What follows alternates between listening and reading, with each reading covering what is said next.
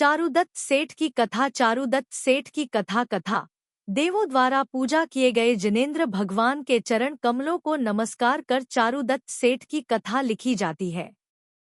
जिस समय की यह कथा है तब चंपापुरी का राजा शूरसेन था। राजा बड़ा बुद्धिमान और प्रजाहितैषी था। उसके नीतिमय शासन की सारी प्रजा एक स्वर से प्रशंसा करती थी। यहीं एक इज्जतदार भानुदत्त सेठ रहता था। इसकी स्त्री का नाम सुभद्रा था। सुभद्रा के कोई संतान नहीं हुई, इसलिए वह संतान प्राप्ति की इच्छा से नाना प्रकार के देवी देवताओं की पूजा किया करती थी, अनेक प्रकार की मान्यताएं लिया करती थी, परंतु तब भी उसका मनोरथ नहीं फला। सच तो है, कहीं कुदेवों की पूजा स्तुति से कभी कार्य सिद्ध हुआ है क्या? एक दिन जब वह भगवान के दर्शन करने को मंदिर गई तब वहां उसने एक चारण मुनि देखे। उन्हें नमस्कार कर उसने पूछा, प्रभो, क्या मेरा मनोरथ भी कभी पूर्ण होगा?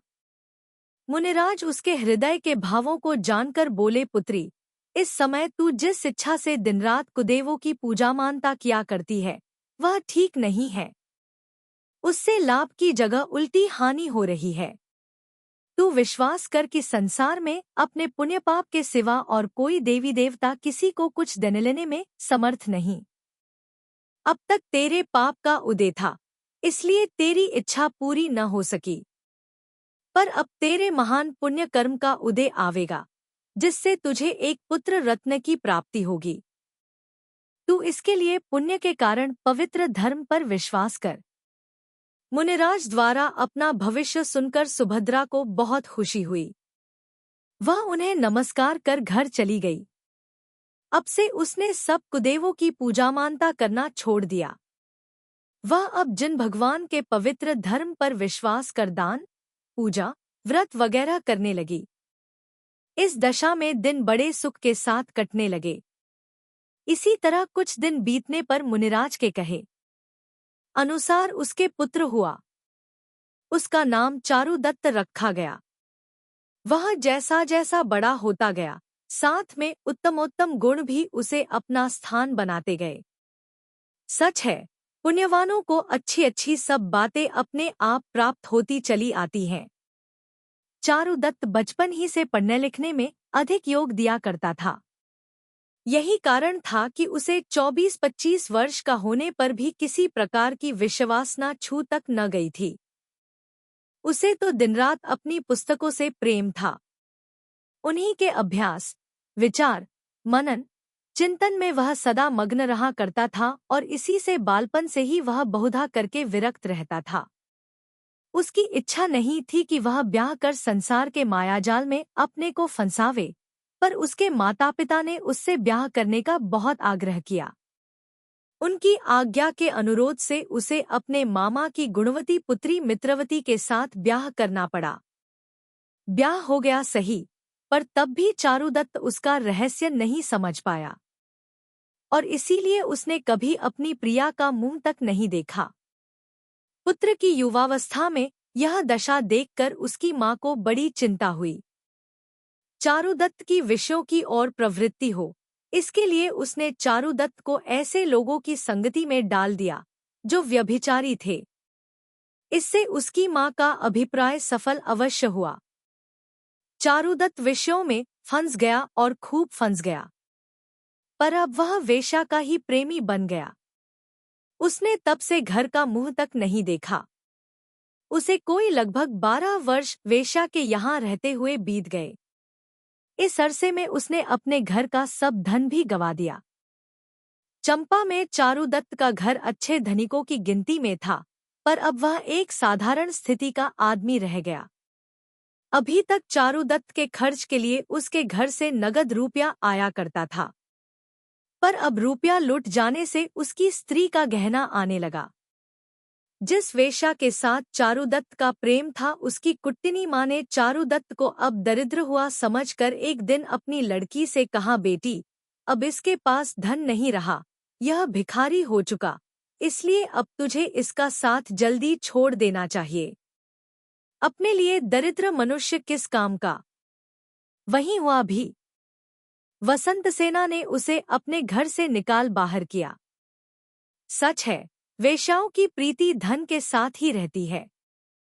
जिसके पास जब तक पैसा रहता है उससे तभी तक प्रेम करती है। जहां धन नहीं वहां वेश्या का प्रेम भी नहीं। यह देख चारुदत्त को बहुत दुख हुआ।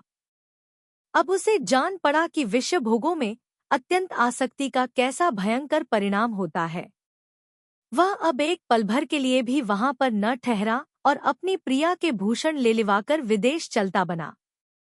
उसे इस हालत में माता को अपना कलंकित मुंह दिखलाना उचित नहीं जान पड़ा। यहाँ से चलकर चारुदत्त धीरे धीरे उलूख देश के उशिरावर्त नाम के शहर में पहुंचा। चंपा से जब यह रवाना हुआ तब साथ में इसका मामा भी हो गया था। उशिरावर्त में इन्होंने कपास की खरीद की। यहाँ से कपास लेकर ये दोनों ताम्लिप्ता नामक पुरी की ओर रवाना हुए। रास्ते में ये एक भयंकर वनों में जा पहुंचे। कुछ विश्राम के लिए इन्होंने यहीं डेरा डाल दिया। इतने में एक महा आंधी आई। उससे परस्पर की रगड़ से बांसों में आग लग उठी। हवा चल ही रही थी, सो आग की चिंगारियां उड़कर इनके कपास पर जा पड़ी। देखते देखते वह सब कपास भस्मीभूत हो गया। सच है, बिना पुण्य के कोई काम सिद्ध नहीं हो पाता है। इसलिए पुण्य कमाने के लिए भगवान के उपदेश किए मार्ग पर सबको चलना कर्तव्य है। इस हानि से चारुदत्त बहुत ही दुखी हो गया। वह यहाँ से किसी दूसरे देश की ओर जाने के लिए अपने मामा से सलाह कर समुद्रदत्त सेठ के जहाज द्वारा पवनद्वीप में पहुंचा। यहाँ इसके भाग्य का सितारा चमका। कुछ वर्ष यहाँ रहकर इसने बहुत धन कमाया। इसकी इच्छा अब देश लौट आने की हुई। अपनी माता के दर्शनों के लिए इसका मन बड़ा अधीर हो उठा। इसने चलने की तैयारी कर जहाज में अपना सब धनसबाब लाद दिया। जहाज अनुकूल समय देख रवाना हुआ। जैसे जैसे वह अपनी स्वर्गात्पी गरियसी जन्मभूमि की ओर शीघ्र गति से बढ़ा हुआ जा रहा था, चारुदत्त को उतनी अधिक प्रसन्नता होती जाती थी। पर यह कोई नहीं जानता कि मनुष्य का चाहा कुछ नहीं होता। होता वही है जो दैव को मंजूर होता है। यही कारण हुआ कि चारुदत्त की इच्छा पूरी न हो पाई और अचानक जहाज किसी से टकरा कर फट पड़ा। चारुदत्त का सब माल असबाब समुद्र के विशाल उदर की भेंट चढ़ा। वह पहले सा ही दरिद्र हो गया। पर चारुदत्त को दुख उठाते उठाते बड़ी सहन शक्ति प्राप्त हो गई थी।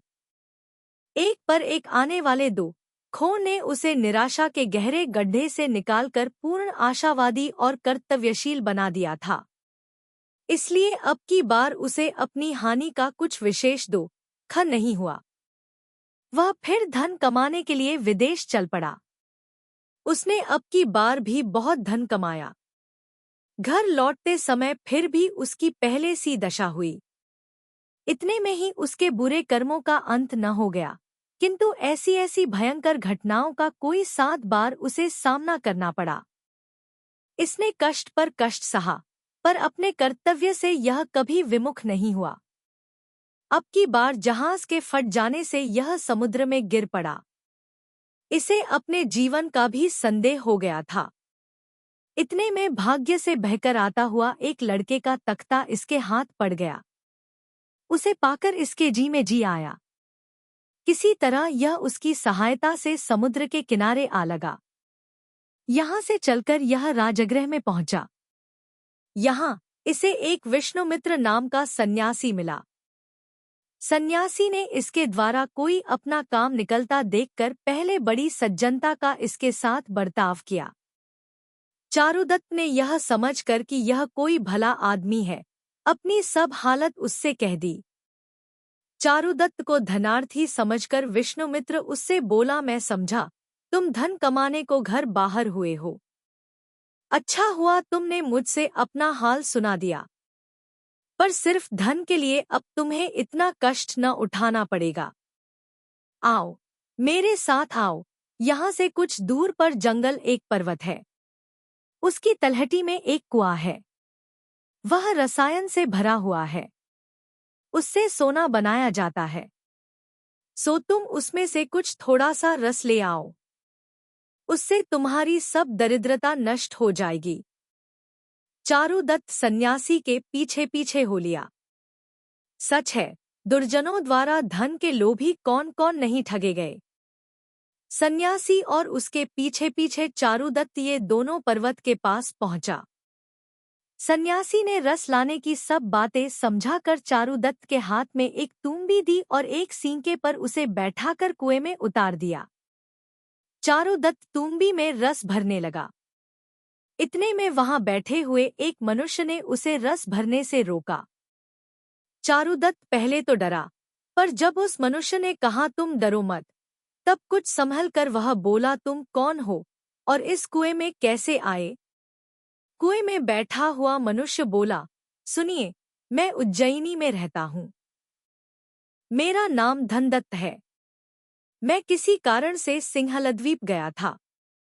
वहां से लौटते समय तूफान में पड़कर मेरा जहाज फट गया। धनजन की बहुत हानि हुई। मेरे हाथ एक लक्कड़ का पटिया लग जाने से अथवा यूं कहिए कि दैव की दया से मैं बच गया। समुद्र से निकलकर मैं अपने शहर की ओर जा रहा था कि रास्ते में मुझे यही सन्यासी मिला। यह दुष्ट मुझे धोखा देकर यहाँ लाया। मैंने कुएं में से इसे रस भरकर ला दिया। इस पापी ने पहले तूंबी मेरे हाथ से ले ली और फिर आप रस्सी काटकर भाग गया। मैं आकर कुएं में गिरा। भाग्य से चोट तो अधिक न आई, पर 2-3 दिन इसमें पड़े रहने से मेरी तबीयत बहुत बिगड़ गई और अब मेरे प्राण घुट रहे हैं। उसकी हालत सुनकर चारुदत्त को बड़ी दया आई, पर वह ऐसी जगह में फंस चुका था जिससे उसके जिलाने का कुछ यत्न नहीं कर सकता था। चारुदत्त ने उससे पूछा तो मैं इस सन्यासी को रस भरकर न दूं? धनदत्त ने कहा नहीं, ऐसा मत करो, रस तो भरकर दे ही दो, अन्यथा यह ऊपर से पत्थर वगैरह मारकर बड़ा कष्ट पहुंचाएगा। तब चारुदत्त ने एक बार तो तूंबी को रस से भरकर सींके में रख दिया। सन्यासी ने उसे निकाल लिया। अब चारुदत्त को निकालने के लिए उसने फिर सींका कुएं में डाला। अब की बार चारुदत्त ने स्वयं सींके पर न बैठकर बड़े बड़े वजनदार पत्थरों को उसमें रख दिया।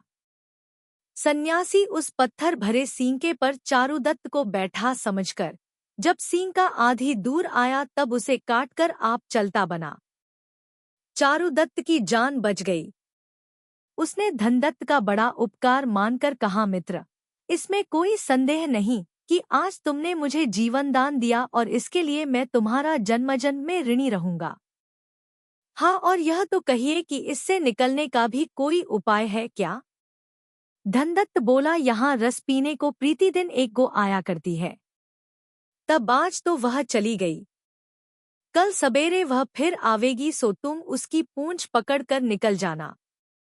इतना कहकर वह बोला, अब मुझसे बोला नहीं जाता, मेरे प्राण बड़े संकट में हैं।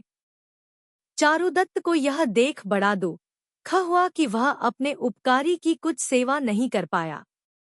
उससे और तो कुछ नहीं बना, पर इतना तो उसने तब भी किया कि धनदत्त को पवित्र जिनधर्म का उपदेश देकर, जो कि उत्तम गति का साधन है, पंच नमस्कार मंत्र सुनाया और साथ ही संन्यास भी लिवा दिया।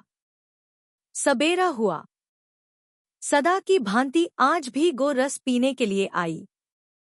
रस पीकर जैसे ही वह जाने लगी, चारुदत्त ने उसकी पूंछ पकड़ ली। उसके सहारे वह बाहर निकल आया। यहाँ से इस जंगल को लांघ कर यह एक ओर जाने लगा। रास्ते में इसकी अपने मामा रुद्रदत्त से भेंट हो गई। रुद्रदत्त ने चारुदत्त का सब हाल जानकर कहा, तो चलिए अब हम रत्नद्वीप में चलें, वहां अपना मनोरथ अवश्य पूरा होगा। धन की आशा से ये दोनों अब रत्नद्वीप जाने को तैयार हुए। रत्नद्वीप जाने के लिए पहले एक पर्वत पर जाना पड़ता था और पर्वत पर जाने का जो रास्ता था वह बहुत संकरा था। इसलिए पर्वत पर जाने के लिए इन्होंने 2 बकरे खरीद लिए और उन पर सवार होकर ये रवाना हो गए। जब ये पर्वत पर कुशल पूर्वक पहुंच गए तब पापी रुद्रदत्त ने चारुदत्त से कहा, देखो, अब अपने को यहाँ पर इन दोनों बकरों को मार कर 2 चमड़े की थैलियां बनानी चाहिए और उन्हें उलटकर उनके भीतर घुस दोनों का मुंह सी लेना चाहिए।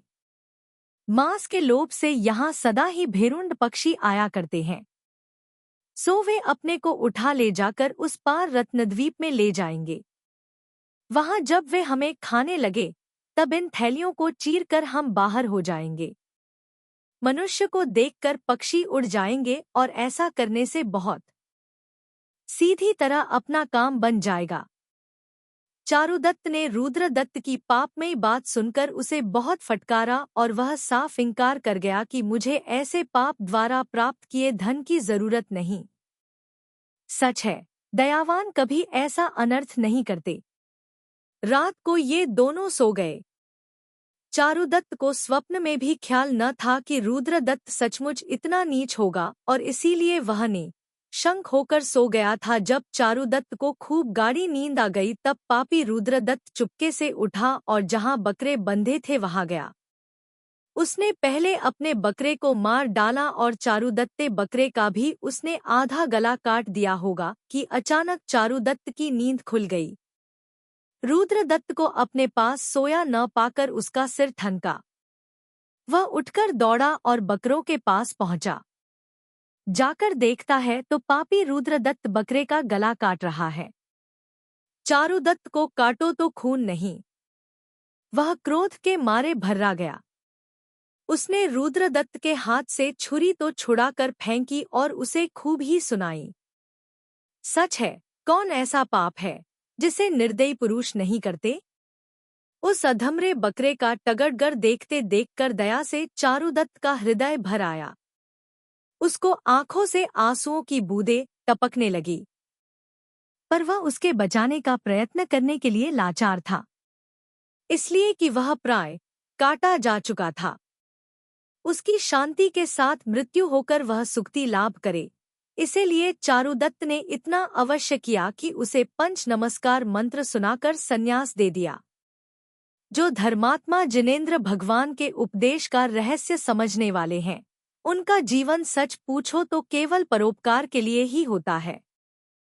चारुदत्त ने बहुतेरा चाहा कि मैं पीछे लौट जाऊं, पर वापस लौटने का उसके पास कोई उपाय न था।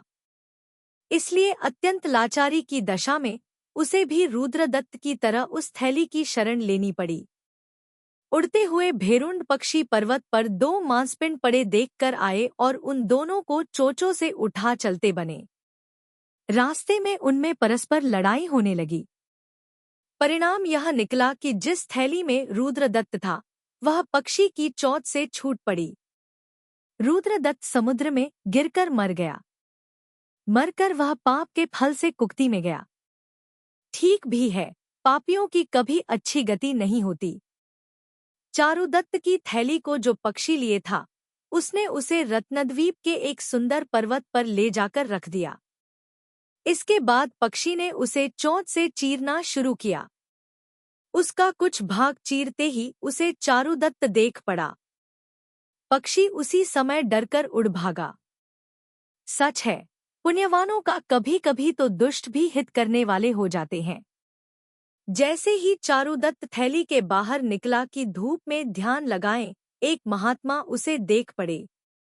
उन्हें ऐसी कड़ी धूप मेरू की तरह निश्चल खड़े देखकर चारुदत्त की उन पर बहुत श्रद्धा हो गई। चारुदत्त उनके पास गया और बड़ी भक्ति से उसने उनके चरणों में अपना सिर नवाया। मुनिराज का ध्यान पूरा होते ही उन्होंने चारुदत्त से कहा, चारुदत्त, क्यों तुम अच्छी तरह तो हो ना? मुनि द्वारा अपना नाम सुनकर चारुदत्त को कुछ संतोष तो इसलिए अवश्य हुआ कि एक अत्यंत अपरिचित देश में उसे कोई पहचानता भी है, पर इसके साथ ही उसके आश्चर्य का भी कुछ ठिकाना न रहा। वह बड़े विचार में पड़ गया कि मैंने तो कभी इन्हें कहीं देखा नहीं, फिर इन्होंने ही मुझे कहाँ देखा था। अस्तु, जो हो, इन्हीं से पूछता हूँ कि ये मुझे कहाँ से जानते हैं। वह मुनिराज से बोला, प्रभो, मालूम होता है आपने मुझे कहीं देखा है, बतलाइए तो आपको मैं कहाँ मिला था। मुनि बोले, सुनो, मैं एक विद्याधर हूँ। मेरा नाम अमित गति है। एक दिन मैं चंपापुरी के बगीचे में अपनी प्रिया के साथ सैर करने को गया हुआ था। इसी समय एक धूम सिंह नाम का विद्याधर वहां आ गया। मेरी सुंदर स्त्री को देखकर उस पापी की नियत डगमगी। काम से अंधे हुए उस पापी ने अपनी विद्या के बल से मुझे एक वृक्ष में कील दिया और मेरी प्यारी को विमान में बैठाकर मेरे देखते देखते आकाश मार्ग से चल दिया। उस समय मेरे कोई ऐसा पुण्यकर्म का उदय आया सो तुम उधर आ निकले। तुम्हें दयावान समझकर मैंने तुमसे इशारा करके कहा वे औषधियां रखी हैं, उन्हें पीसकर मेरे शरीर पर लेप दीजिए। आपने मेरी प्रार्थना स्वीकार कर वैसा ही किया। उससे दुष्ट विद्याओं का प्रभाव नष्ट हुआ और मैं उन विद्याओं के पंजे से छूट गया। जैसे गुरु के उपदेश से जीव माया मिथ्या की कील से छूट जाता है।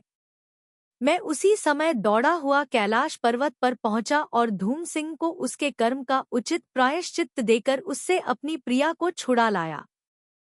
फिर मैंने आपसे कुछ प्रार्थना की कि आप जो इच्छा हो वह मुझसे मांगे, पर आप मुझसे कुछ भी लेने के लिए तैयार नहीं हुए। सच तो यह है कि महात्मा लोग दूसरों का भला किसी प्रकार की आशा से करते ही नहीं। इसके बाद मैं आपसे विदा होकर अपने नगर में आ गया। मैंने इसके पश्चात कुछ वर्षों तक और राज्य किया, राज्यश्री का खूब आनंद लूटा। बाद आत्म कल्याण की इच्छा से पुत्रों को राज्य सौंप कर मैं दीक्षा ले गया, जो कि संसार का भ्रमण मिटाने वाली है। चारण रिद्धि के प्रभाव से मैं यहाँ आकर तपस्या कर रहा हूँ। मेरा तुम्हारे साथ पुराना परिचय है, इसीलिए मैं तुम्हें पहचानता हूँ। सुनकर चारुदत्त बहुत खुश हुआ। वह जब तक वहां बैठा रहा, इसी बीच में इन मुनिराज के 2 पुत्र इनकी पूजा करने को वहां आए। मुनिराज ने चारुदत्त का कुछ हाल उन्हें सुनाकर उसका उनसे परिचय कराया। परस्पर में मिलकर इन सबको बड़ी प्रसन्नता हुई। थोड़ी ही समय के परिचय से इनमें अत्यंत प्रेम बढ़ गया। इसी समय एक बहुत खूबसूरत युवा वहां आया। सबकी दृष्टि उसके दिव्य तेज की ओर जालगी। उस युवा ने सबसे पहले चारुदत्त को प्रणाम किया। यह देख चारुदत्त उसे ऐसा करने से रोककर कहा, तुम्हें पहले गुरु महाराज को नमस्कार करना उचित है। आगत युवा ने अपना परिचय देते हुए कहा, मैं बकरा था। पापी रुद्रदत्त जब मेरा आधा गला काट चुका होगा कि उसी समय मेरे भाग्य से आपकी नींद खुल गई। आपने आकर मुझे नमस्कार मंत्र सुनाया और साथ ही संन्यास दे दिया।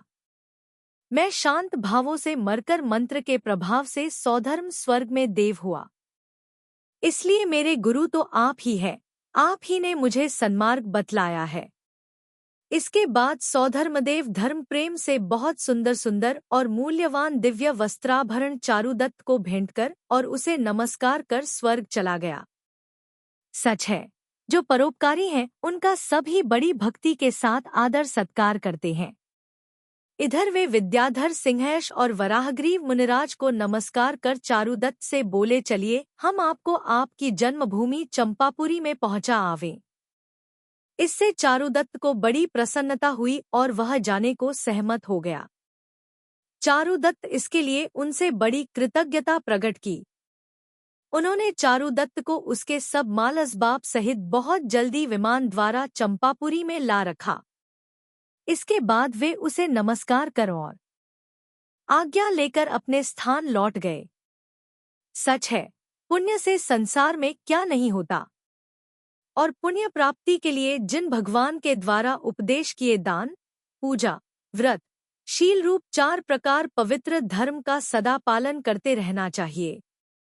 अचानक अपने प्रिय पुत्र के आ जाने से चारुदत्त के माता पिता को बड़ी खुशी हुई। उन्होंने बार बार उसे छाती से लगाकर वर्षों से वियोगाग्नि से जलते हुए अपने हृदय को ठंडा किया।